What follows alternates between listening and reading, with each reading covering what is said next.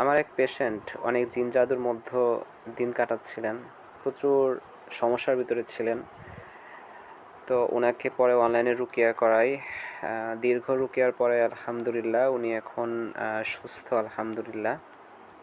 সবই একমাত্র আল্লাহর দয়া, এবং উনি এখন সুস্থ আছেন, ভালো আছেন। আল্লাহ সুবহানাহু ওয়া তাআলার কাছে দোয়া করি উনি এখন পরিপূর্ণভাবে সুস্থ, আলহামদুলিল্লাহ।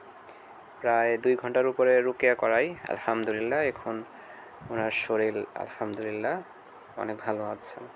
আল্লাহ সুবহানাহু ওয়া তাআলার সাহায্যে তার সমস্যাগুলো তার চোখের সামনে নিয়ে আসা হয়, সবগুলো ধ্বংস করা হয়। এরপরে উনি পরিপূর্ণভাবে সুস্থ হন, আলহামদুলিল্লাহ।